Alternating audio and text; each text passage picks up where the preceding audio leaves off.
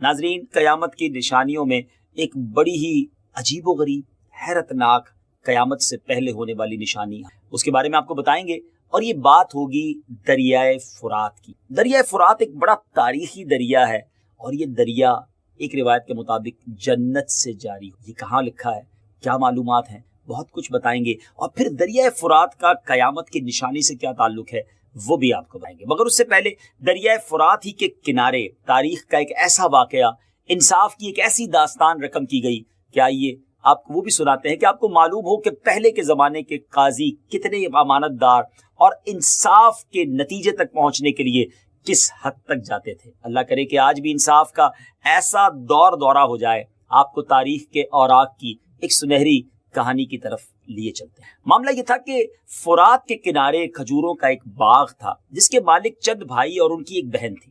بہن نے اپنا حصہ علیحدہ کر کے درمیان میں ایک دیوار تعمیر کروا دی اور ایک فارسی شخص کو اس کی نگہبانی کے لیے مقرر بھی کر دیا۔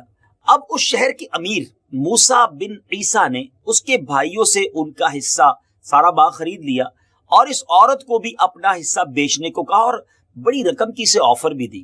عورت نے اپنا حصہ بیچنے سے انکار کر دیا تو امیر نے 500 آدمی بھیج کر اس کی دیوار کو گرا دیا اور پورے باغ کو تباہ کر دیا۔ اب جناب، ایسا آج ہمارے دور میں بھی ہوتا ہے کہ لوگ کسی کی زمین خریدنا چاہتے ہیں یا قبضہ ہی کر لیتے ہیں، مگر وہ عورت اس زمانے کے بڑے ہی کمال کے جج حضرت سیدنا شریک رحمت اللہ تعالی کے پاس آئی اور ساری کہانی سنا دی، اور انہوں نے کہا کہ مجھ مظلومہ کو میرا حق دلوایا جائے۔ اس مظلومہ کی انہوں نے فریاد سنی اور اس لیٹر کو سیل لگا کر حکم نامہ اس عورت کے سپرد کیا اور کہا کہ تم امیر موسیٰ بن عیسیٰ کے پاس جاؤ اور یہ حکم نامہ اسے دے کر کہو کہ جج صاحب کی عدالت میں حاضر ہو جائے۔ عورت وہاں سے نکلی اور دربان کو اس نے جج صاحب کا پیغام سنایا کہ جا کر امیر صاحب کو بتا دیں۔ تو موسیٰ بن عیسیٰ نے جب حکم نامہ دیکھا تو ایک آفیسر سے جا کر کہا کہ جاؤ اور جج شریک کے پاس جا کر کہو کہ ایک عورت نے مجھ پر ناحق دعویٰ کیا اور تم اس کے دعوے پر مجھے عدالت میں طلب کر کے اس کی مدد کر رہے ہو۔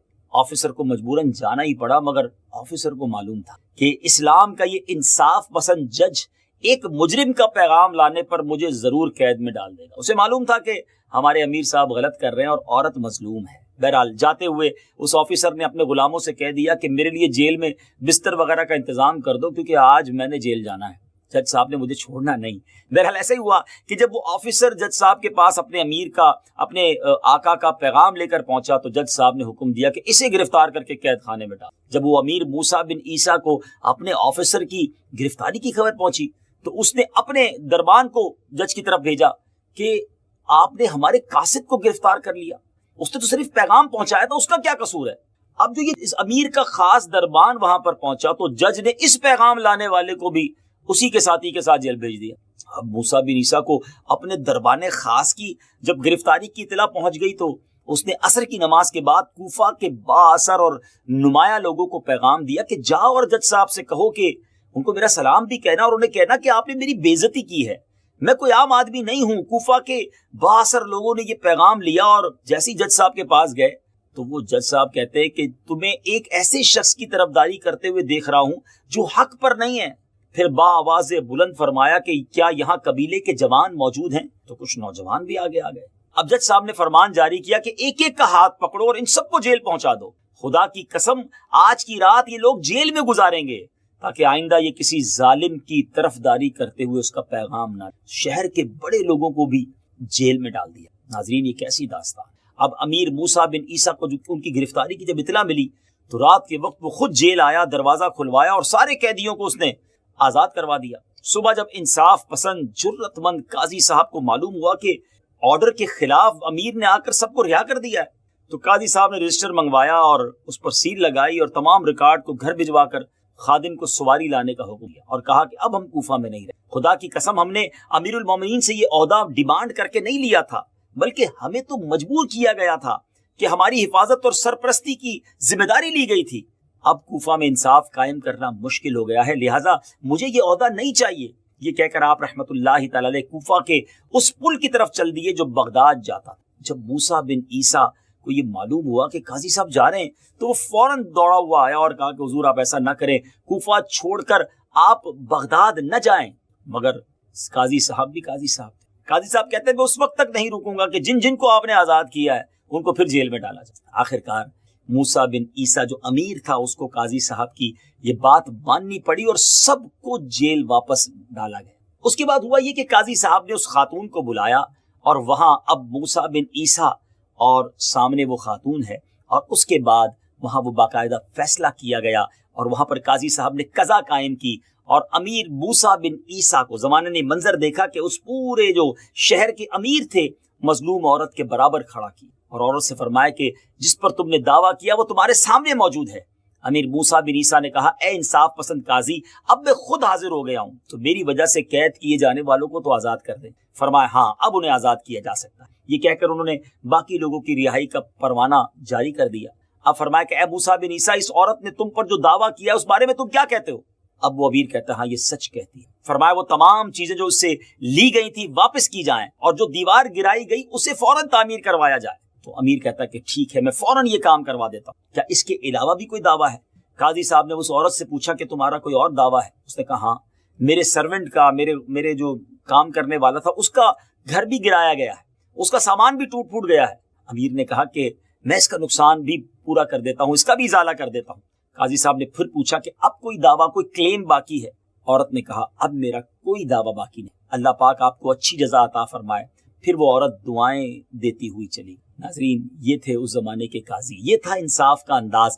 امیر اور غریب سب کے لیے ایک انداز ہوا کرتا۔ اللہ کرے کہ آج بھی ایسا دور آ جائے اور اگر ایسے لوگ ہمیں سن رہے ہیں جو انصاف کرنے کے موقع پر ہوتے ہیں، جو اس سیٹ پر موجود ہوتے ہیں، اللہ پاک انہیں بھی صحیح معنوں میں انصاف کرنے کی توفیق عطا فرمائے تاکہ مظلوم کا حق اسے مل جائے۔ آپ نے یہ واقعہ سنا، واپس آتے ہیں نہر فرات کی۔ نہر فرات یہ وہ تاریخی نہر ہے کہ جس کو آخری نبی علیہ الصلوۃ والسلام نے معراج کی رات دیکھا، اور حدیث مبارکہ میں ہے کہ معراج کی رات پیارے آقا علیہ الصلوۃ والسلام کو سدرۃ المنتہا لے جایا گیا، جو کہ بیری کا ایک درخت ہے۔ پیارے آقا علیہ الصلوۃ والسلام نے فرمایا کہ اس کے پھل مقام ہجر کے مٹکوں کی طرح اور اس کے پتے ہاتھی کے کانوں جیسے تھے۔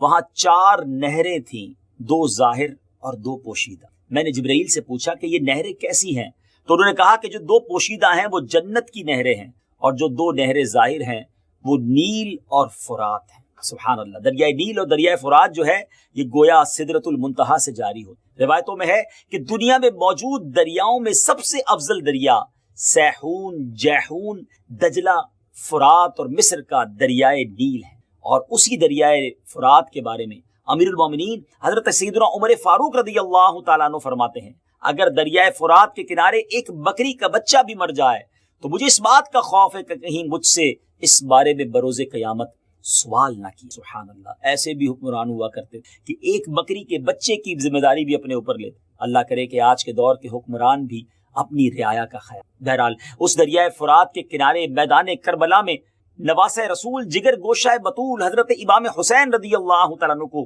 شہید کیا گیا۔ اس دریا کا تذکرہ کئی احادیث میں آیا ہے۔ اس کے علاوہ آپ نے بہت سے واقعات میں اس کا نام سن رکھا ہوگا۔ فرات کا نام قدیم فارسی کے لفظ افراتو سے نکلا ہے، اور چند ماہرین کا کہنا ہے کہ فرات کا لفظ کرد زبان سے نکلا۔ اب ہم اس طرف آتے ہیں کہ اس دریائے فرات کا اس سلسلے یعنی قیامت کی نشانیوں سے کیا تعلق ہے؟ تو اس کا تعلق قیامت قائم ہونے سے کچھ اس طرح ہے کہ حدیث پاک میں قیامت قائم ہونے سے پہلے کی ایک نشانی بتائی گئی ہے جس کا تعلق دریائے فرات سے ہے۔ وہ نشانی یہ ہے کہ قرب قیامت میں دریائے فرات کا پانی خود بخود خشک ہو جائے گا اور اس کی زمین پھٹ جائے گی، جس سے سونے، چاندی اور دیگر خزانوں کی کانیں نظر آنے لگیں گی۔ دریائے فرات میں جگہ جگہ بڑے بڑے سوراخ ہو جائیں گے جن سے زمین میں دفن ہونے والے خزانے زمین کے اوپر آ جائیں گے، اور پھر جب دریائے فرات پھٹے گا تو سونا ظاہر ہوگا اور لوگ یہ خبر سن کر سونا حاصل کرنے کے لیے دوڑ پڑیں گے، اور 3 ٹولیاں یعنی 3 گروپس بن جائیں گے، اور ان تینوں میں اس شدت کی لڑائی ہوگی کہ جب وہ لڑائی کریں گے تو اس وجہ سے بہت سارے لوگ اپنی جانوں سے ہاتھ دھو بیٹھیں گے۔ کیسی خطرناک لڑائی ہوگی، کتنے لوگ اس میں مارے جائیں گے، اس بارے میں حدیث مبارک سنیے۔ نبی پاک علیہ الصلوۃ والسلام نے فرمایا کہ قیامت قائم نہ ہوگی حتیٰ کہ فرات سونے کے پہاڑ سے کھل جائے گا، اس پر لوگ آپس میں جنگ کریں گے، یعنی فرات کا پانی خشک ہو جائے گا اور اس کی تہ میں سونا چاندی کا خزانہ ظاہر ہو جائے گا، اور اس سونے کو حاصل کرنے کے لیے، اس کا مالک بننے کے لیے سلطنتیں جنگ کریں گی، عوام لڑیں گے، یعنی سیدھے الفاظ میں کہا جائے تو وہ سونا کیا ہوگا؟ جنگ و جدال کی جڑ اور ہلاکت کا سبب ہو۔ ہر شخص یہی آس لگائے گا کہ شاید یہ سارا مجھے مل جائے، چلو قسمت آزمائی کروں اور لوگوں سے لڑوں بھروں۔ اس لڑائی کے نتیجے میں پیارے آقا علیہ الصلوۃ والسلام نے فرمایا ہر 100 میں سے 99 آدمی، جی ہاں 99 لوگ قتل ہو جائیں گے۔ اٹ مینز 99% لوگ جو اس لڑائی میں ہوں گے وہ مارے جائیں گے۔ ہر شخص یہی کہے گا کہ شاید میں ہی وہ ہوں جو نجات پائے۔ اس لڑائی جھگڑے سے بچنے کا طریقہ نبی پاک علیہ الصلوۃ والسلام نے ہمیں یہ بتایا کہ قریب ہے کہ فرات سونے کے خزانے سے کھل جائے تو جو وہاں حاضر ہو وہ اس میں سے کچھ نہ لے، یعنی اس سونے چاندی سے دور بھاگے، وہاں ٹھہرے بھی نہیں، کیونکہ اس پر بڑی لڑائی اور عام قتل و غارت گری ہوگی۔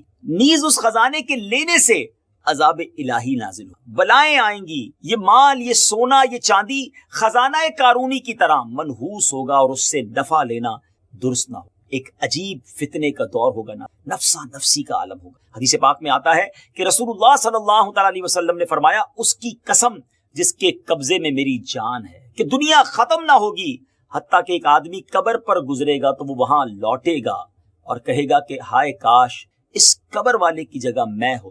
یعنی اس وقت دنیا میں فتنے اور آفتیں بلائیں اس قدر ہوں گی کہ لوگ زندگی پر موت کو ترجیح دیں گے اور قبر کو دیکھ کر تمنا کریں گے کہ اس قبر میں ہم دفن ہو چکے۔ یعنی لوگ اس قدر ان لڑائیوں اور فتنوں سے پریشان ہوں گے کہ جہاں یہ سب کچھ ہو رہا ہوگا۔ یعنی دریائے فرات یہ کوئی عام دریا نہیں ہے ناظرین، بلکہ دریائے فرات جنتی دریا ہے اور قرب قیامت میں سے دنیا سے اٹھا لیا۔ حضرت ابن عباس رضی اللہ تعالیٰ عنہ نے فرمایا کہ اللہ تعالیٰ نے 5 نہروں کو جنت سے جاری فرمایا ہے، جیحون، سیحون، دجلہ، فرات اور دریائے نیل۔ 5 ندیاں ایک ہی چشمے سے جاری ہوتی ہیں۔ اللہ پاک نے حضرت جبرائیل علیہ الصلوۃ والسلام کے ذریعے جنت کے اس چشمے کو پہاڑوں کے اندر امانت رکھ دیا اور پہاڑوں سے نہروں کو زمین پر جاری فرما دیا، جس سے لوگ طرح طرح کے فوائد حاصل کر رہے ہیں۔ جب یاجوج ماجوج کے نکلنے کا وقت ہوگا تو اللہ تعالیٰ حضرت جبرائیل علیہ الصلوۃ والسلام کو زمین پر بھیجے گا اور وہ 6 چیزوں کو زمین سے اٹھا لے جائیں گے۔ نمبر 1 قرآن مجید، نمبر 2 تمام علوم، نمبر 3 حجر اسود، نمبر 4 مقام ابراہیم، نمبر 5 حضرت موسیٰ علیہ الصلوۃ والسلام کا تابوت، اور نمبر 6 یہ مذکورہ بالا جو 5 دریا ہیں یہ زمین سے اٹھا لی۔ اور پھر دین و دنیا کی برکتیں روئے زمین سے اٹھ جائیں گی اور لوگ برکتوں سے بالکل محروم ہو جائیں۔ ان ساری تفصیلات کو سننے کے بعد ایک بات جو واضح ہوتی ہے کہ یہ نشانی ابھی ظاہر نہیں ہوئی ہے بلکہ قیامت کے قرب میں ظاہر ہوگی اور یہ وقت بہت فتنوں کا ہوگا۔ ہم اللہ پاک کی بارگاہ میں اس کے نبی علیہ الصلوۃ والسلام کا صدقہ دے کر سوال کرتے ہیں کہ جو مسلمان اس دور میں ہوں گے انہیں ان فتنوں سے اور ہمیں آج کے فتنوں سے رب کریم محفوظ فرمائے، دین اسلام پر استقامت عطا فرمائے، اور جب موت کا وقت آ جائے تو رب کریم ہمیں ایمان پر ہی موت عطا فرمائے۔ آج کے ایپیسوڈ کا وقت ختم ہوا۔